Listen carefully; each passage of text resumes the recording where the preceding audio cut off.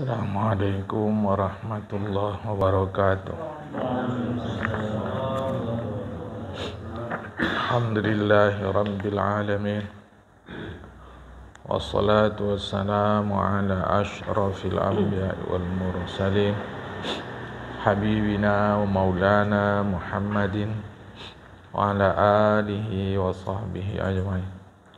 May yahdihillahu fala mudilla lahu wa man yudlil fala hadiyalah. Qala al-musannif rahimahullahu ta'ala wa nafa'ana bi'ulumihi fid dharain amin. Summa qala. Makalah yang ke-21 dari Ali radhiyallahu anhu. Jadikanlah dirimu di sisi Allah Ta'ala sebaik-baik manusia, dan di sisi nafsu sejahat-jahat manusia.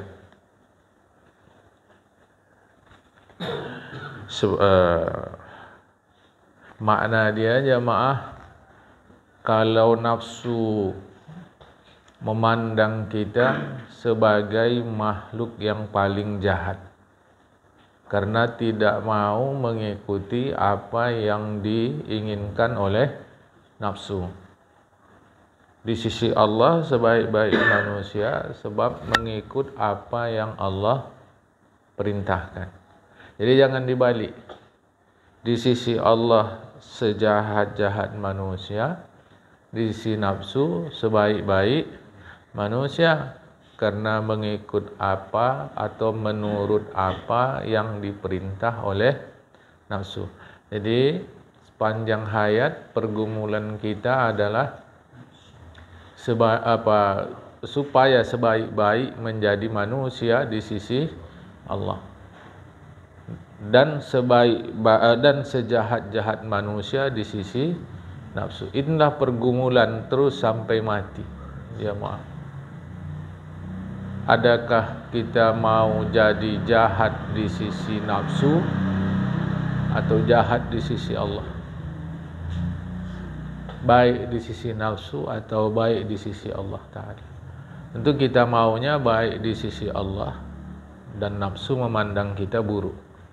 Jamaah, sehingga nafsu dibimbing oleh akal fikiran kita. Jamaah. Dan tidak selamanya mengikut tidak selamanya nafsu itu buruk. Jadi bergantung bagaimana iman kita membimbing nafsu. Makan dan berketurunan itu adalah nafsu. Tapi hidup tidak akan ada tanpa makan dan keturunan. Enggak akan ada. Kita keluar kemana-mana, pokok nomor satu makan. Orang keluar cari duit untuk beli kereta, itu setelah makan terpenuhi. Tak akan dia mau beli kereta, bangun rumah, beli mobil, beli tanah sana, kalau makan tak terpenuhi. Dan yang makan itu adalah nafsu. Hidup ini tak akan ada tanpa makan. Jemaah. Makan itulah yang membuat hidup ini ramai. Terusnya manusia enggak akan ada kalau tidak berketurunan, dan berketurunan itu adalah nafsu. Yang jadi masalah bukan itu. Makan dibimbing apa, berketurunan dibimbing apa? Maka jadikanlah sebaik-baik manusia di sisi Allah Ta'ala. Maka makan ikutlah rumusan Al-Quran. Halalan thayyiban la tusrifu. Halal dulu, baru baik, dan jangan berlebihan. Halal patokannya agama. Halal patokannya agama. Apa kata agama halal? Halal tidak. Thayyib patokannya kecocokan setiap pribadi. Karena yang halal belum tentu thayyib. Jamaah. Yang halal belum tentu thayyib. Bagi seseorang, macam kita makan, katalah makan ayam, enak saja. Tapi ada seseorang makan ayam gatal badan dia. Tapi kalau makan daging sapi tidak. Sebagian orang pula kalau makan daging sapi pening kepala dia. Ikannya mau dia. Jamaah. Padahal ikan, daging sapi, ayam itu adalah benda-benda yang halal. Tapi tidak thayyib bagi seseorang. Rumusannya lihat jemaah ya. Halal pasti. Itu agama. Thayyib seseorang. Kecocokan tubuh. Tusrifu. Jadi halal tidak ada peran manusia di situ. Agama menentukan. Kalau kata agama halal, kalau tidak, tidak. Enggak ada peran manusia di situ. Lebih rendah lagi dari halal thayyib. Peranan manusia tidak ada di situ, tapi mulai ada di situ kecocokan bagi manusia. Jamaah. Kita nggak bisa buat ini cocok apa enggak dengan saya, bukan kita yang buat, itu memang tubuh kita sendiri. Tapi mulai ada saham manusia di situ. Baru lebih rendahnya lagi di situ peran manusia sepenuhnya. La tusrifu. Jangan berlebihan. Kita yang menjadi tuan bagi diri kita. Berlebihan enggak kita? Itu kita jemaah. Jadi dari 100% agama ke manusia, ke 100% manusia. Jadi thayyib itu ya memanglah ke manusia, tetapi bukan peran kita jemaah. Itu rumusan makan. Dan makan adalah nafsu. Berketurunan juga adalah nafsu. Jamaah. Sepintas kalau kita lihat jamaah, sepintas kalau kita lihat perhubungan badan itu maksiat dan taat hampir sama saja. Bukankah kalau maksiat itu juga, kalau taat itu juga? Jamaah. Kan itu juga. Malah kalau orang berfikirnya singkat, tidak ikut agama, lebih enak lagi maksiat. Mudah, enggak ada tanggung jawab. Dan kapan saja, di mana saja bisa. Dan enggak ada stres-stresnya. Kalau sudah dia ikut agama, ke taat, kan dia mesti ada wali, mesti ada saksi, mesti ada ijab kabul, lain lagi nanti tanggung jawab di rumah tangga, seterusnya. Maka bagi orang yang berfikir singkat dan tidak mampu melihat hikmah, dia katakan lebih bagus maksiat daripada taat. Tapi kalau orang mampu melihat keteraturan, kebagusan, hikmah dan seterusnya, tidak. Stres di rumah tangga suami, istri, orang tua, anak lebih karena begini, bukan sebab nikahnya itu. Jamaah. Jadi berketurunan nafsu. Makan minum adalah nafsu. Nah, terus katanya tadi sejahat-jahat manusia di sisi nafsu. Maknanya jangan ikuti aturan nafsu. Jadi nafsu ini mesti diatur. Mengaturnya adalah agama. Maka kata agama ikut. Jemaah, apa kata agama ikut? Itu dalam rangka bimbingan terhadap nafsu. Nah, kalian boleh nikah sini. Boleh nikah tu aturannya begini. Dan setiap masa aturannya beda. Kita tak boleh menikahi saudara, maka ada mahram. Zaman Nabi Adam tidak. Justru serahim nikah, kandung jemaah. Jadi aturan beda. Tak bisa ini disebut sebagai pelanggaran kemanusiaan. Karena memang aturannya beda. Jemaah, ya. Makanya jadikanlah dirimu, kata Ali bin Abi Thalib, sebaik-baik manusia di sisi Allah Ta'ala, seburuk-buruk manusia di sisi nafsu. Sebagaimana berkata Sayyidi Syekh Abdul Qadir Al-Jilani. Ini kata beliau ya, jamaah, seorang wali Allah. Panjang ini yang beliau sampaikan. Nah, ini satu upaya kita agar tidak merasa lebih dari orang lain. Jemaah. Si A diberi Allah kelebihan. Si B tak dapat kelebihan yang Allah berikan kepada si A. Ini cerita kita dulu jemaah masyarakat ya. Si A punya kelebihan. Si B tak dapat kelebihan yang ada pada si A. Kalau kita tanya sama si A, hebat juga kau ya dapat ini, dia tidak. Si A selalu bilang, jangan gitu, nanti saya bisa jadi sombong. Ini keliru jemaah. Ya, saya punya kelebihan A, B, saya punya kelebihan ini yang tidak dimiliki oleh si B. Kita harus katakan itu dalam rangka syukur kepada Allah. Bukan dalam rangka kita merendahkan orang lain. Ingatlah rumusan takabur yang sudah disebut oleh Rasulullah. Ya Rasulullah, saya suka kali pakaian yang indah-indah. Sandal selop saya indah, baju saya indah, pakaian saya indah. Apakah saya ini takabur? Kata sahabat. Rasul kata, Innallaha jamil yuhibbul jamal. Allah indah, suka keindahan. Takabur itu, kata Rasulullah, adalah ketika Anda menyepelekan orang lain dan menolak kebenaran. Ghamtun nas wa batarul haqqi.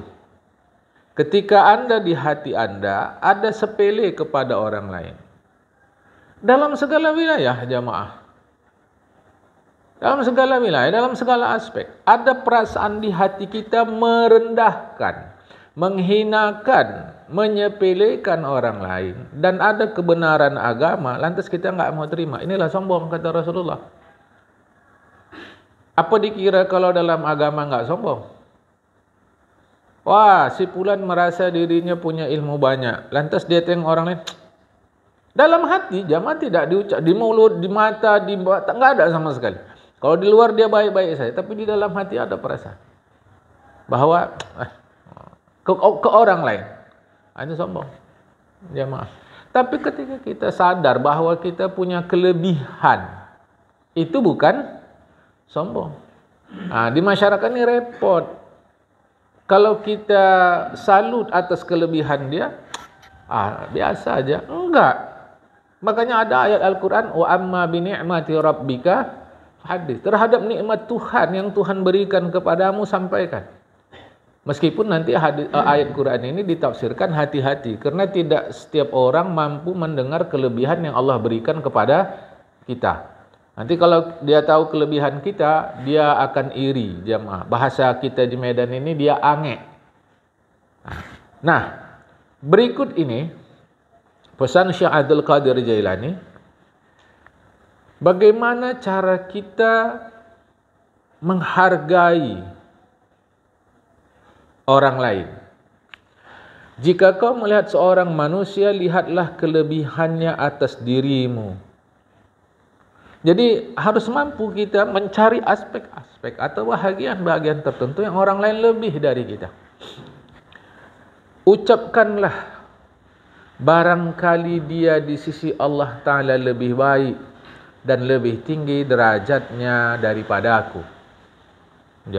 Bahwa kita diberi Allah kebaikan, kelebihan ya, tapi coba lihat orang lain. Karena ini sudah sunnatullah. Ini sunnatullah jemaah. Tidak ada siapapun manusia yang melulu memiliki kelebihan. Tidak ada siapapun manusia yang melulu memiliki kekurangan. Dia pasti punya kekurangan, dia pasti punya kelebihan. Tanda dia bukan malaikat. Sebab malaikat enggak ada kekurangan. Iblis enggak ada kelebihan. Artinya malaikat baik-baik saja. Iblis buruk terus. Jamaah. Lah kita manusia, di dalam diri kita ada perkelahian antara kebaikan dan keburukan. Jadi, tapi cara melihat adil seperti ini memang sulit di masyarakat. Masyarakat itu kalau sudah tahu aib kita, habis itu semua. Karena dia pakai ungkapan zaman dulu. Panas setahun, dihapus oleh hujan sehari. Ini tidak bijak, jamaah. Ini tidak bijak. Seakan-akan habis kebaikan kita sepanjang hidup hanya karena satu aib yang kita lakukan. Ini masyarakat kejam. Kita ingin jadi masyarakat yang dibimbing oleh iman. Sebaik-baik orang mesti ada aib dia. Seaib-aib orang mesti ada kebaikan dia. Jadi kata Syekh Abdul Qadir Jailani, jika kau lihat orang lain diberikan Allah kelebihan di atas dirimu, ucapkanlah barangkali dia di sisi Allah Ta'ala lebih baik, lebih tinggi derajatnya daripada aku. Ini cara supaya kita tidak tinggi sebenang. Dan jika ia anak-anak, nampak kita anak-anak belum balik, ucapkanlah dia belum pernah berbuat maksiat kepada Allah Ta'ala, sedangkan aku sudah pernah, maka tidak diragukan lagi bahawa dia lebih baik daripada aku. Jemaah. Kalau nampak kita anak-anak dia belum ada dosa, belum ada apa-apa. Kita sebagai orang tua selalu saja merasa lebih hebat dari anak-anak. Coba lihat anak-anak tadi. Ni anak-anak ni, dia tak buat maksiat. Dia lebih baik dari aku. Kalau saya sudah melulu buat maksiat. Dan jika dia sudah tua, nampak kita orang lebih tua dari kita, ucapkanlah dia lebih dahulu daripadaku mengabdi kepada Allah Subhanahu wa ta'ala. Aku baru beberapa saja. Dia sudah lebih dulu. Mampu kita melihat kelebihan orang lain. Dan jika dia orang berilmu, ucapkanlah dia diberi sesuatu yang tidak ku capai dan memperoleh sesuatu yang tidak ku dapat, dan mengetahui yang tidak ku tahu, padahal dia mengamalkan ilmunya. Ini cara kita, jemaah. Di masyarakat jangan harap itu. Di masyarakat, rasa macam dialah yang paling bagus sedunia, kita paling buruk sedunia. Ini tak bisa diikut. Agama tak mengajarkan itu. Sebab dari tumpukan sampah yang busuk sekalipun masih mungkin tumbuh sekuntum melati, jemaah. Ini harap difahamkan elok-elok. Kita mesti adil melihat hidup ini. Sejahat orang mesti ada baiknya. Sebaik orang mesti ada jahatnya. Kita tidak. Kita mau kita orang tu kalau udah jahat, jahat aja. Nggak ada bagus-bagusnya itu. Kalau orang udah baik, mau kita jangan ada aibnya. Sehingga Anda kalau mengaji, mencari guru yang dia mengamalkan semua yang dia sampaikan, Anda ingin cari guru yang seperti itu, maka Anda akan menjadi bodoh. Karena Anda tidak akan mendapatkan guru seperti itu. Itu pesan Allahyarham Kiai Haji Maimun Zubir. Jadi Anda mau cari guru, yang si guru itu semua yang dia sampaikan dia amalkan. Anda tidak mau lihat cacat dia. Anda tidak akan pernah berguru dan Anda jadi bodoh. Di akhir zaman, bukan masa Rasul, jamaah. Ini harap difahamkan. Jadi jamaah yang dikasih Allah Ta'ala, bila kita lihat orang alim, wah dia banyak, dia lebih tahu dari saya tentang apa-apa sajalah, segala hal kan. Dan dia mengamalkan ilmu dia. Dan jika kita tengok orang tu bodoh pula, dan jika dia bodoh, ucapkanlah dia durhaka kepada Allah Ta'ala sebab bodohnya. Sedangkan aku durhaka padahal aku tahu itu salah. Dan aku tahu dan aku tidak tahu apakah akhir hidupku dan akhir hidupnya. Jadi kalau nampak kita orang maksiat, ucapkan itu dalam kesadaran kita, enggak mesti di mulut. Kita sadar dia buat itu enggak tahu tuh. Tapi aku tahu tuh perbuatan itu haram. Tapi aku tahu itu maksiat. Dan aku lakukan. Dia lakukan tu boleh jadi kena tak tahu. Dan kita tak tahu akhir hidup seseorang. Entah akhir hidup dia husnul khatimah. Saya pun tak tahu. Ada berapa banyak orang yang hidupnya soleh akhirnya buruk. Ada berapa banyak orang yang hidupnya buruk akhirnya soleh. Saya tak perlu lagi ingatkan ini. Jangan mata kita menyaksikan itu. Itu yang itulah di masyarakat begitulah jemaah. Saya berkeyakinan dari dulu kalau agama ini dipelajari dengan betul, kita pasti jadi baik. Itu keyakinan saya jemaah. Tapi kan kita tidak. Kita macam inilah, nampak orang buat maksiat, apa percuma. Tunggu dulu. Dia buat maksiat boleh jadi tak tahu. Sementara saya tahu itu maksiat dan saya lakukan. Kita tak tahu akhir hayat orang. Jemaah. Tak tahu, sama sekali kita tak tahu. Yang sembahyang siang malam, puasa setiap hari, sedekah, umrah, haji, semua dia lakukan. Tapi akhir hayat buruk. Fakta mengajarkan itu. Kita tak tahu jemaah. Ketika diceritakan, ya saya diam sajalah. Macam mana lagi jemaah? Ya, ada orang yang baik-baik ternyata naudzubillah buat maksiat. Yang zahir kita nampak. Ada orang yang buruk kita nampak jemaah, tetapi akhirnya baik. Husnul khatimah. Tak pernah dia kita tahu sembahyang. Akhir-akhir hayatnya Masya Allah. Tak pernah kita tahu dia bersedekah. Sampai masyarakat pun sudah ngecap dia pelit. Kan hebat masyarakat ni. Tapi akhir-akhir hayatnya Masya Allah. Luar biasa. Kita tak tahu. Selama hidup kita tengok baik sekali. Tapi matinya kafir. Kan? Ada berapa banyak yang begitu? Kan? Ada sebab dia tahu ajaran yang salah itu melalui mimpi. Dia sakit, lantas dalam mimpi datang ajaran yang salah itu, besoknya dia sembuh dan dia yakini benar yang salah itu, mati dalam keadaan begitu jemaah. Jadi macam-macam lah. Ya maka kalau lihat orang buat maksiat, saya tak tahu akhir saya bagaimana, dia bagaimana. Boleh jadi akhir dia baik. Dan saya buat salah karena saya tahu, dia boleh jadi tak tahu. Jika dia orang kafir, ucapkanlah aku tidak tahu, barangkali dia masuk Islam dan akhir hidupnya disuhadi dengan amal yang baik. Dan boleh jadi aku kafir yang disudahi hidupku dengan amal yang buruk. Itu husnul khatimah, su'ul khatimah. Berapa banyak? Ayah kafir, anaknya malah membela Rasulullah. Ikrimah itu sahabat Rasulullah. Ayah dia Abu Jahal. Abu Jahal musuh sengit Rasulullah. Ikrimah sahabat kuat Rasulullah. Kita tak tahu. Jadi mampu kita melihat kelebihan orang lain, siapapun dia jemaah. Pada detik yang sama kita mampu melihat kekurangan kita. Ini salah satu trik atau cara kita untuk, dalam bahasa orang sekarang lah, enjoy dalam hidup. Jemaah, hebat si fulan Masya Allah, mantap dia awak belum bisa lagi macam dia. Kata yang sebelah, iya hebat tapi berdangki. Coba itu jemaah. Mampu kali kita melihat kekurangan orang lain. Mampu kali. Bukan kita mau menutup mata dari kekurangan, tak bisa juga. Ini bisa berbahaya, jemaah. Tapi mari kita biasa. Kalau orang sekarang sebut apresiasi, menghargai kelebihan orang lain. Bahwa dia punya kekurangan, iya. Dan Allah nampakkan itu. Tapi boleh jadi kekurangan yang ada pada dia itu lebih hebat lagi kurangnya pada saya.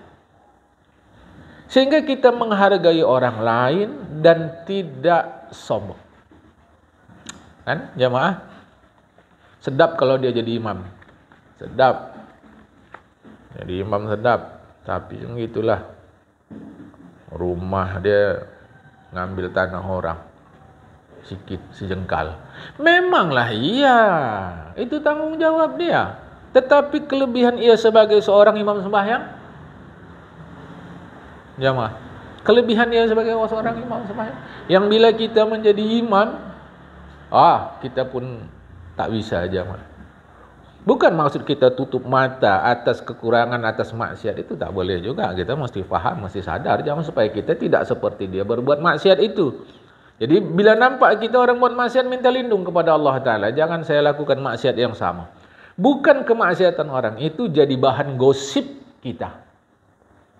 Percuma aja umrah berkali-kali, tapi macam gitu anak dia.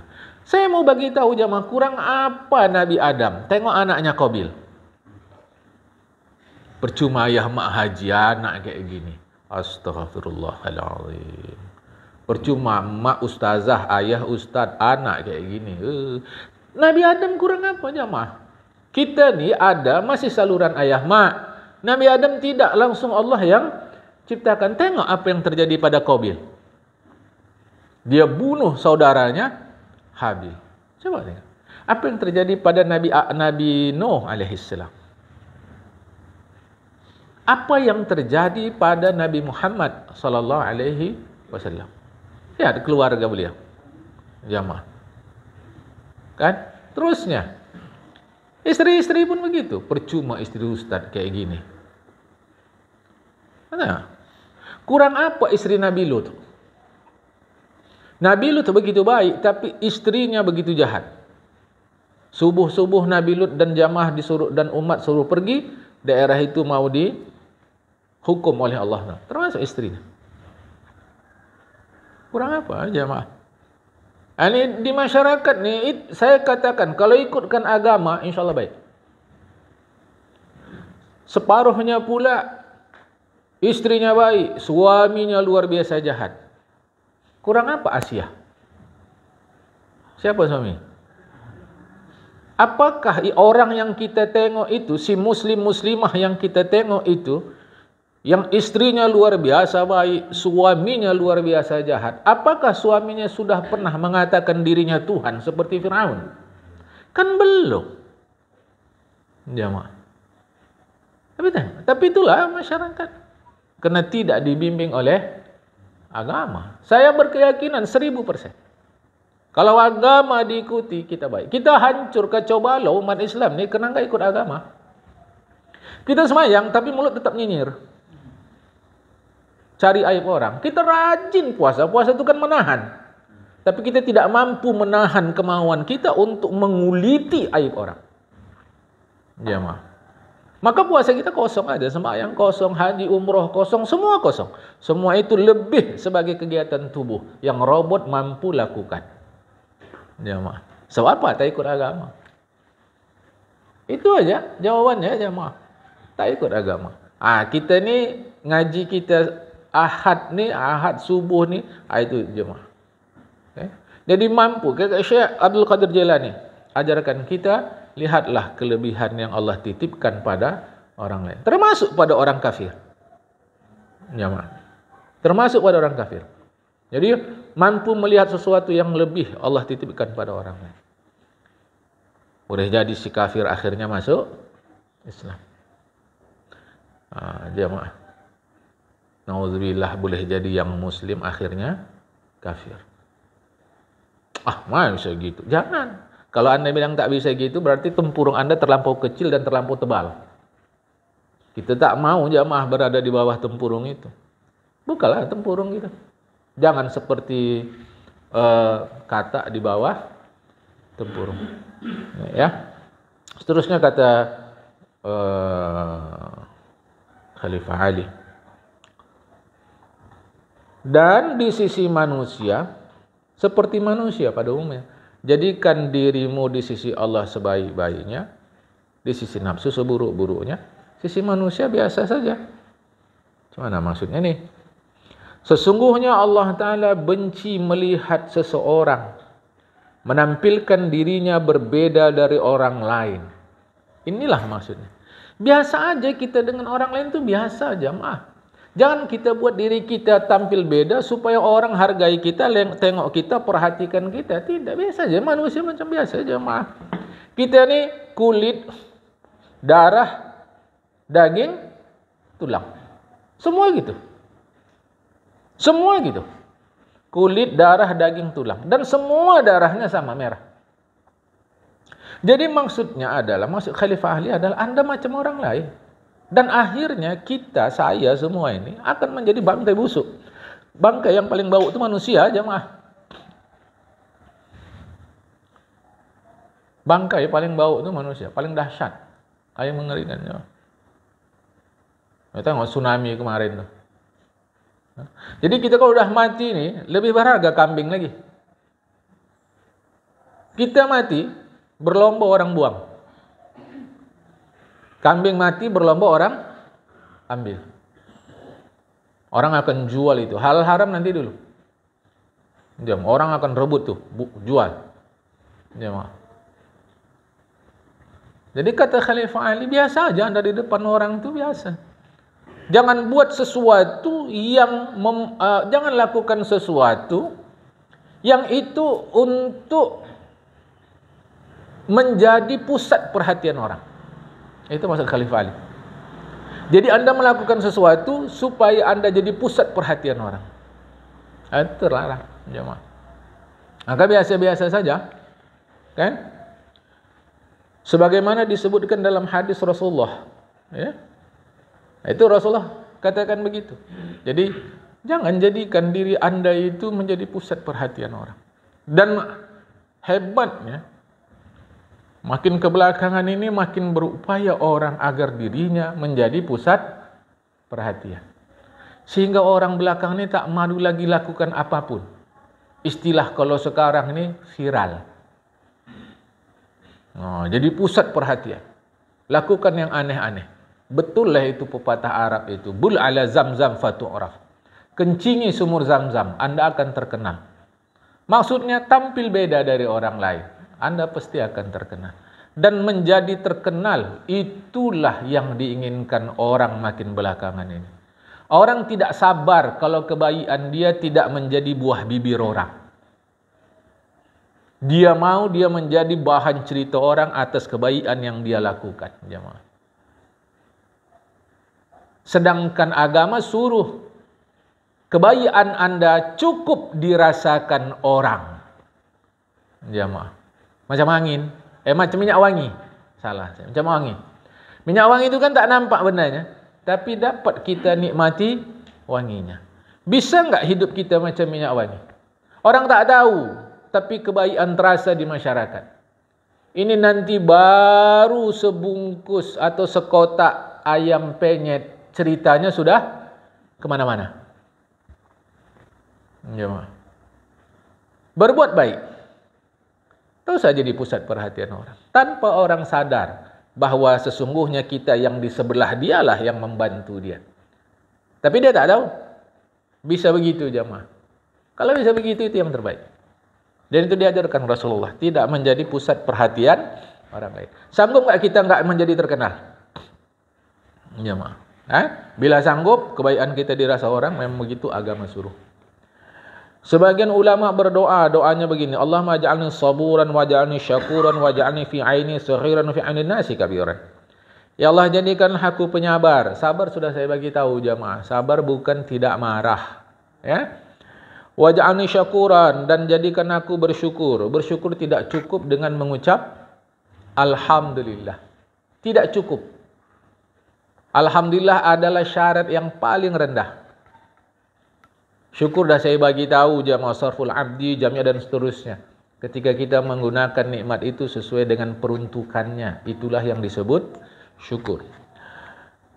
Ya Allah, jadikan aku penyabar bersyukur. Jadikanlah aku hina di pandangan mataku dan mulia di mata manusia. Mintanya ke Allah. Biar Allah yang mengubah pandangan orang untuk menghargai kita tanpa kita berusaha agar orang menghargai kita. Jamaah, dengan cara buat-buat baik saja. Anda enggak setuju, enggak ada masalah. Tapi Anda tidak bisa mendustai nurani Anda. Sampai ada yang bilang kan, bahwa ini yang disampaikan dia ini adalah dongeng-dongeng orang dulu saja. Asatirul awwalin. Dia ini orang gila, tukang sihir, penipu. Itulah tuduhan kepada Rasulullah. Rasulullah disebut tukang sihir, sahir, majnun, orang gila, kadzab, pendusta. Lantas yang dibawa Rasulullah itu disebut mereka asatirul awwalin, dongeng-dongeng orang dulu. Tidak masalah. Tapi ketika malam-malam Rasulullah baca Al-Quran di Ka'bah, Abu Jahal dengan CS-nya satu lagi, tapi sendiri-sendiri orang itu datang jemaah. Sembunyi-sembunyi. Abu Jahal datang sembunyi-sembunyi, tak tahu siapapun, mendengar Rasulullah baca Al-Quran. Tambah satu lagi. Yang satu lagi itu pun begitu. Sembunyi-sembunyi, enggak tahu orang. Tiba-tiba sedang orang itu curi dengar Rasulullah, orang itu saling jumpa.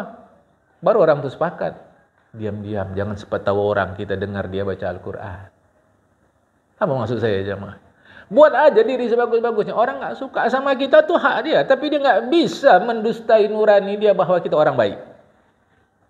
Jemaah. Dan kita enggak ada urusan supaya orang suka sama kita, itu enggak bisa. Jemaah. Karena baik pun kita orang enggak suka, tapi biar nurani dia yang menghantam dia, biar nurani dia yang membimbing dia, biar nurani dia yang menerangi dia bahwa kita orang baik. Jemaah, tanpa kita mengusahakan dia salut kepada kita. Ya, meskipun nanti pada saatnya, ya kalau kita lihat takdir Allah setelah selesai tapi ya jamaah, bisa saja mereka terus buruk. Itu dalam sejarah Islam begitu, jamaah. Dalam sejarah Muslim itu begitu. Kalau kita perhatikan sejarah kita begitu, jamaah.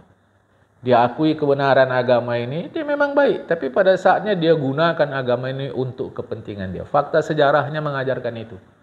Tetapi biarlah itu urusan sejarah hidup dia. Sejarah kita, lakukan kebaikan sebaik-baiknya baik. Dan orang tidak akan mampu mengatakan yang baik adalah buruk. Nggak akan itu jamaah. Nurani pasti baik. Nah, itu namanya juga nurani. Nurani itu kan asalnya cahaya, nur. Dia tak mau buruk jamaah, tapi dia lawan. Nah, fakta di masyarakat saat ini, orang baik adalah orang yang suka kasih kita uang. Bahwa dia tidak melaksanakan ajaran agama, bahwa dia melanggar hukum agama, orang sekarang nggak penting. Yang penting dia suka kasih uang. Inilah tanda orang baik. Bukan agama kata, fakta jamaah. Sampai kalau kita bimbing, kita upayakanlah tahu, jangan sempat sumber keuangan dia dari yang maksiat gini. Apa yang jadi bantahan orang? Jangan seuzon. Nah, coba tengok. Nah, itu balik-balik.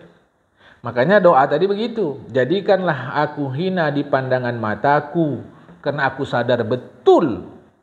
Sahibul bait adra ma fi. Tuan rumah lebih tahu isi rumah dia. Kita lebih tahu siapa kita, betapa buruk, jahat, tak baiknya kita di sisi Allah. Tapi aku mohon kepadamu ya Allah, tutup aibku, muliakan aku di mata manusia. Bukan kita berupaya agar orang hormati kita, salah. Tapi kita minta Allah tutup aib kita sehingga orang hargai kita. Kita ni kalau tak dibantu Allah, aib kita terbongkar saja ini jemaah. Sebab Allah Ta'ala tutup kita. Allah Ta'ala tutup kita, alhamdulillah. Syukur sama Allah Ta'ala. Lucunya kadang kita pula buka aib kita. Aku baru aja masuk masjid nih. Coba ada. Belumnya semua dah aku buat. Untuk apa? Anda sudah dimuliakan Allah. Ditutup Allah mata orang dari melihat aib Anda. Ditutup Allah fikiran orang dari mencari aib Anda. Bahkan orang hormati Anda. Anda disuruh menjadi bendahara masjid.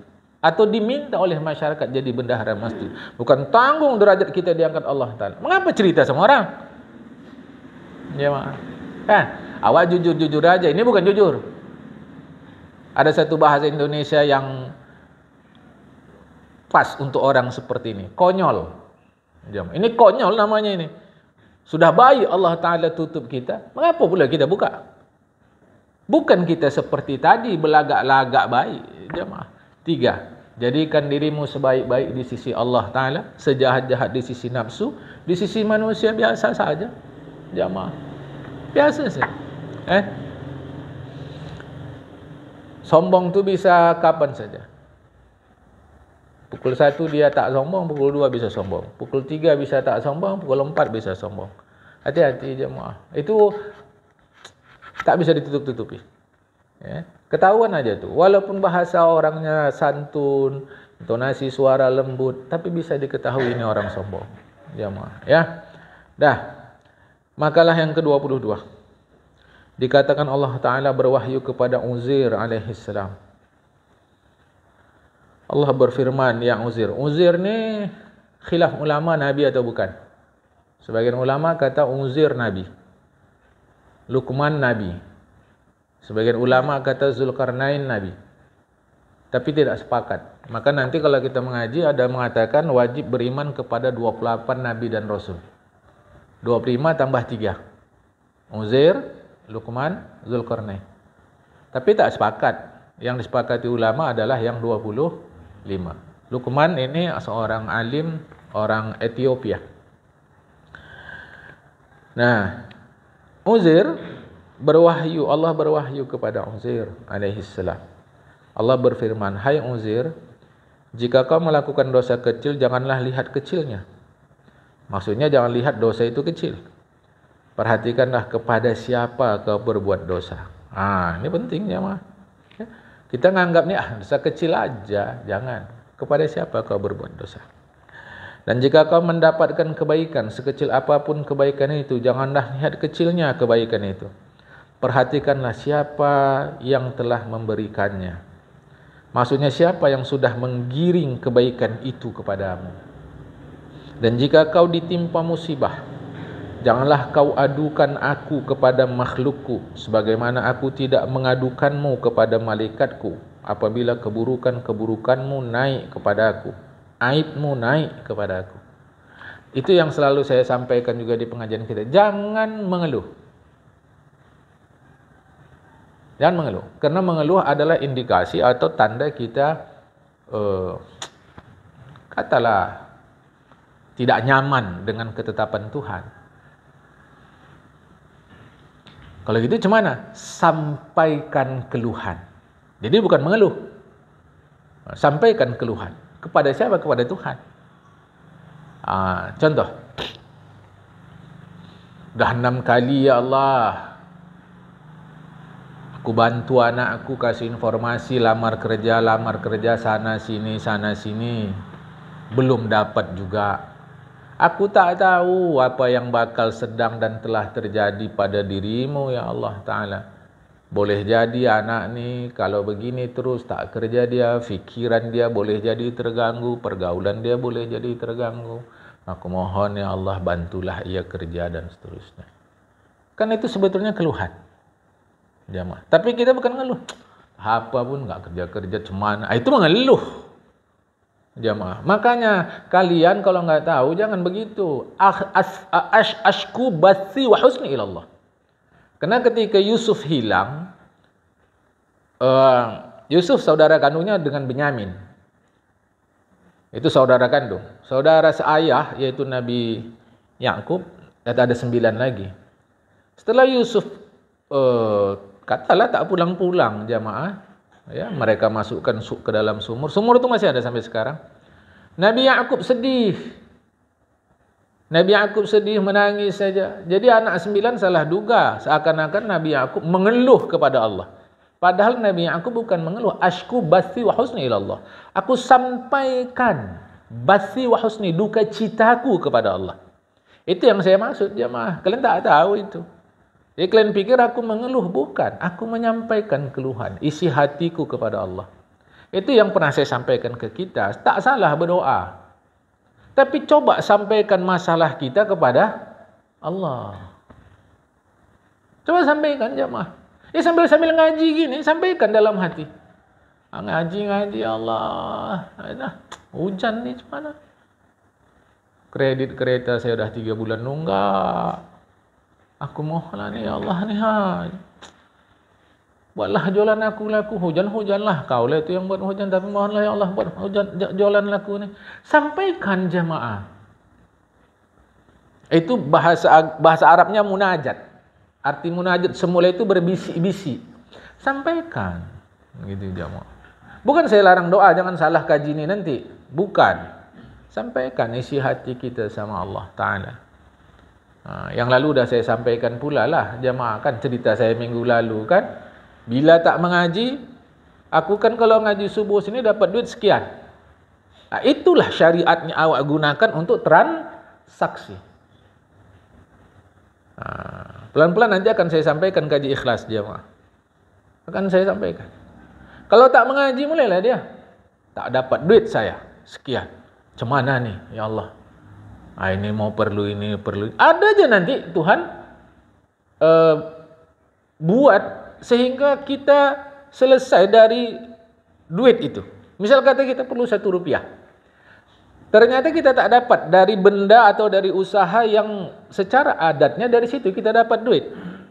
Jemaah. Nanti ada saja cara Allah Ta'ala menyelesaikan keperluan kita yang 1 rupiah itu. Jemaah. Ada saja nanti itu. Tapi sampailah ke Allah Ta'ala. Sampaikan. Masya Allah. Hujan pula. Awak mau ngaji. Payung tak ada. Mana ni Allah? Ngeluh kita sama hujan? Tidak. Tapi kita sampaikan. Kerana kita tak akan bisa pergi ngaji. Kena hujan. Payung tak ada. Basah. Bantai lah situ. Tembus sajalah udah. Bismillah. Tembus. Basah pun tidak dia. Baru dibilang orang, mak waliullah ini. Ini begitu cara Tuhan. Begitu cara Tuhan, jamaah. Jadi sampaikanlah isi hati kepada Allah Ta'ala. Jadi jamaah, kalau kau buat dosa jangan tengok kecilnya. Kepada siapa kau buat dosa?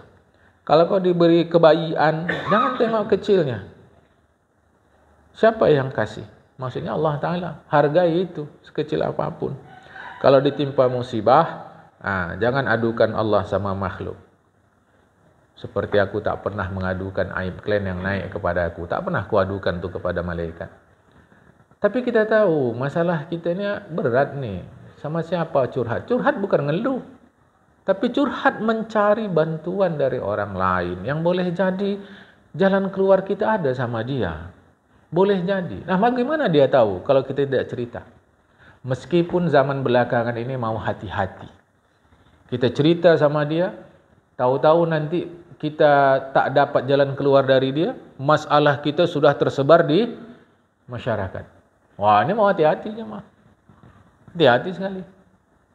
Kita tanya dia, oh ini orang nampak bagus. Kita datang sama dia. Padahal setelah kita datang dia pulang, tak dapat jalan keluar. Justru masalah kita menjadi tersebar di masyarakat. Ini mau hati-hati sekali, jemaah.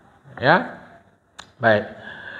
Berkata Imam Ibn Uyainah, siapa saja yang mengadukan halnya, sedangkan hatinya rela terhadap ketetapan Allah.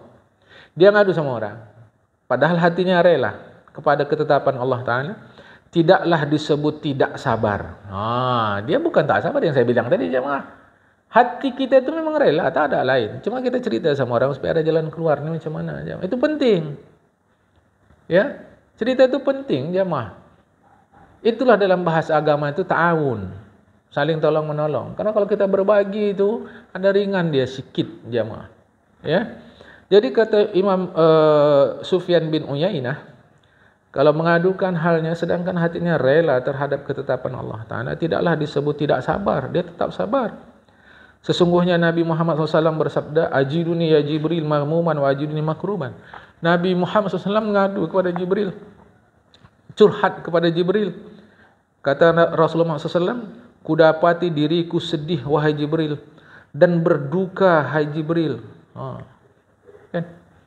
Rasulullah tidak serta-merta bilang begitu kecuali setelah pertanyaan Jibril. Karena menjawab pertanyaan Jibril saat sakit yang mengakibatkan wafatnya Rasulullah Muhammad SAW. Bagaimana kau dapati dirimu? Rasulullah menurut Ahlussunnah wal Jamaah, Rasulullah meninggal sebab terkena racun. Racun yang sangat mematikan. Jadi diundang jamaah Rasulullah oleh orang Yahudi, diundang makan. Sahabat ada yang lebih dulu makan, Rasulullah baru cicip saja. Sahabat mati di tempat. Saking hebatnya daya mati, daya bunuh racun itu. Rasulullah tidak, hanya sedikit. Tengok Rasulullah sahabat terkapar mati, Rasulullah keluarkan.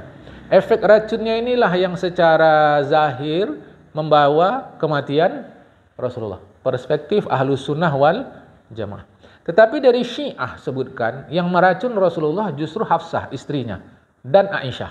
Jadi Aisyah dan Hafsah berkomplot meracun Rasulullah. Ini perspektif Syiah. Jamaah. Ya, Syiah tidak semua Syiah. Syiah ini mengerikan. Bahkan kalau menurut Syiah, Aisyah itu ada dalam neraka. Itu dalam buku yang berjudul Thaharah tulisan Khomeini. Ayatullah, kalau dalam Syiah Khomeini disebut Ayatullah Ruhullah Khomeini. Pemimpin revolusi Islam Syiah 79. Jadi dalam kitab itu jilid 3, Thaharah jilid 3 sebutkan Aisyah berada dalam neraka. Dan Aisyah itu lebih najis dari babi. Walau bersentuhan dengan dia kita tidak perlu sama. Itu Syiah. Jamaah.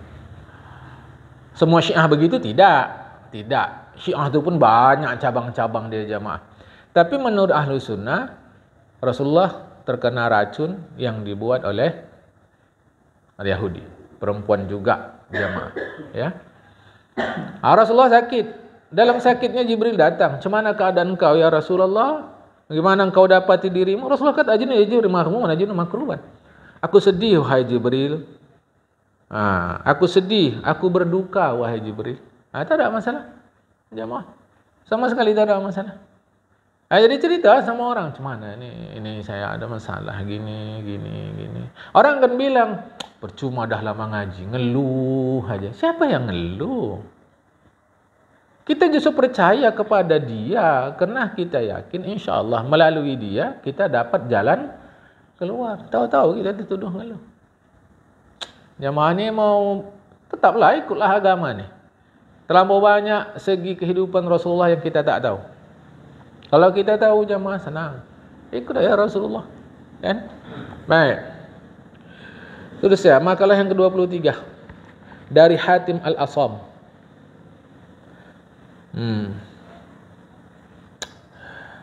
Hatim Al-Asam. Namanya adalah Abu Abdurrahman Hatim bin Ulwan. Cuma selalu disebut Hatim Asam. Hatim Asam. Apa sebab? Dikatakan juga nama dia Hatim bin Yusuf. Ini aspek sejarah lah. Ya.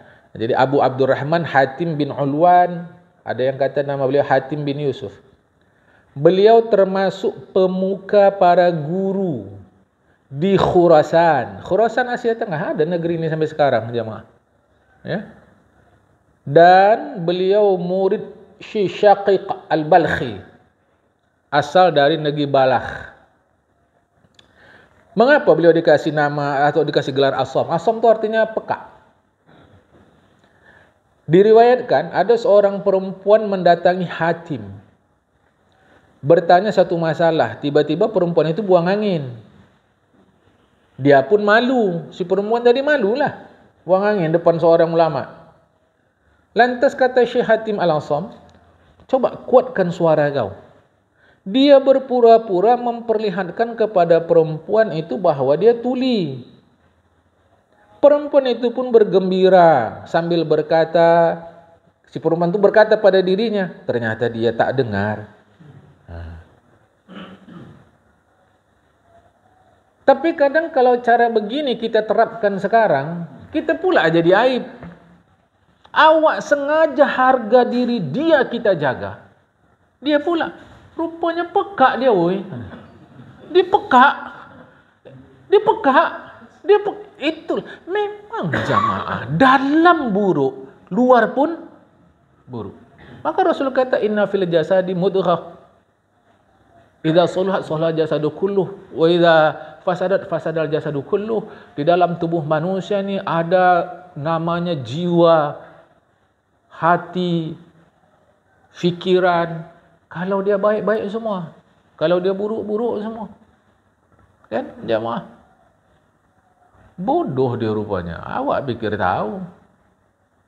Tak ngerti dia rupanya. Padahal sengaja orang tadi membodohkan dirinya supaya si bodoh ini ada kawan.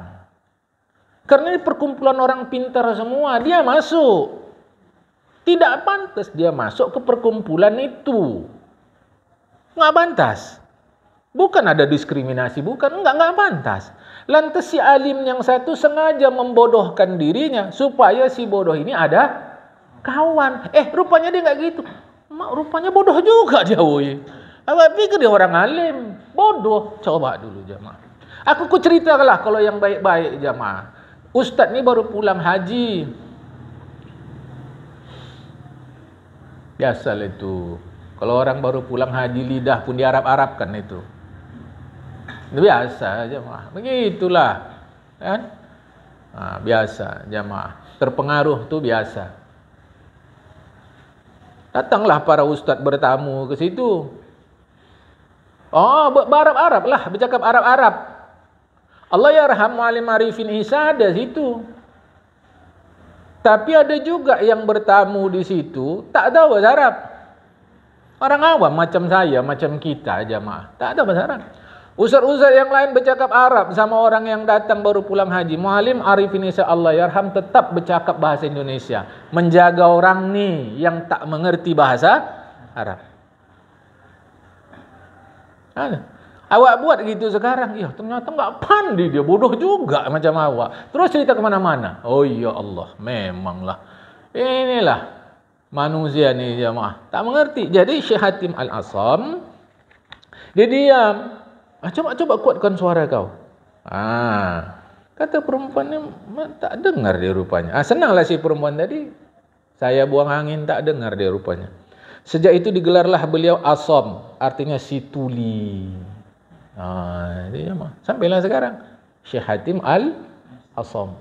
Asam artinya sumun. Ayat Quran ada summun, bukmun, umyun. Jamaah summun, peka. Kan? Apa kata beliau? Tidaklah setiap pagi hari melainkan syaitan bertanya kepadaku, apa yang kau makan, apa yang kau pakai, di mana kau tinggal. Apakah memang betul syaitan tu langsung cerita kepada beliau, ataukah ini bahasa kiasan? Itu beliau yang tahu. Urusan kita bukan itu, tapi pelajarannya. Apa yang kau makan, apa yang kau pakai, di mana kau tinggal? Ku jawab, aku makan hati. Apa yang bukan makan hati dalam pengertian bahasa Indonesia? Merana, sedih, duka. Bukan. Apa maksudnya? Aku merasakan pahitnya. Aku makan mati. Bukan aku makan hati. Salah. Aku makan mati. Salah saya. Bukan makan hati. Ku jawab, yang ku makan mati. Maksudnya aku merasakan pahitnya mati. Kan? Panjanglah itu kalau cerita mati kan. Jamaah, jangan pura-pura. Saya terang aja lah. Mati itu jamaah, keluarlah nanti apa yang kita pura-purakan. Asli orang tu nampak waktu mati. Sakratul maut tu jamaah, itu nampak. Kan? Maka jujur aja lah sama diri sendiri. Bahwa saya orang soleh, alhamdulillah, makasih Allah. Bahwa saya masih talih, aku mohon bimbing aku ya Allah. Kita jangan sama orang, sama diri sendiri jamaah. Karena waktu mati itu isi hati semua keluar. Aku memakai kain kafan, itulah pakaianku.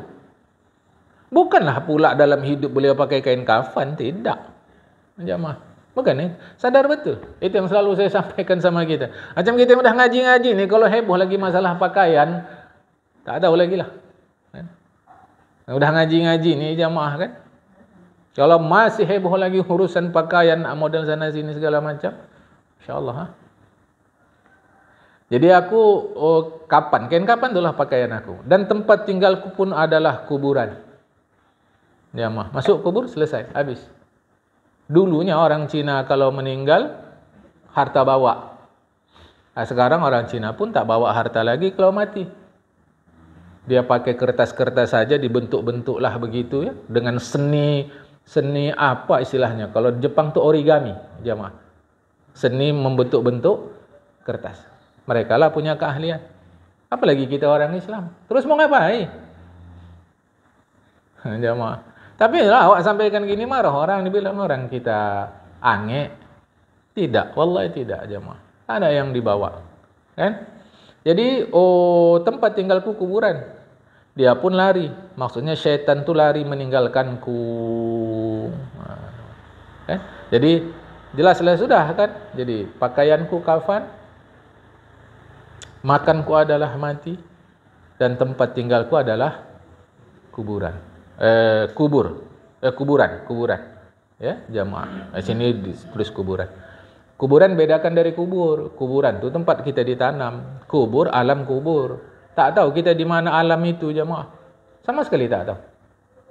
Cuma zahirnya disitulah nampak kita. Siapapun mati, macam mana pun keadaannya, dia masuk alam kubur. Tapi belum tentu masuk kuburan. Sebagian saudara kita yang meninggal di laut itu, sebahagian saudara kita yang kita tak tahu di mana meninggal, entah di hutan, entah di padang pasir, tak masuk ke dalam kubur. Dalam kuburan tak masuk, tapi dia pasti masuk alam kubur. Nah, ini bedakan jamaah. Akan datang yang ke-24. Ini hadis Rasulullah Muhammad sallallahu alaihi wasallam. Nah, ini hadis lah akan datang. Pagi ni sampai sini dulu. Kalau ada dialog lepas ni, wallahul muwaffiq ila aqwamit thoriq. Assalamualaikum warahmatullahi wabarakatuh.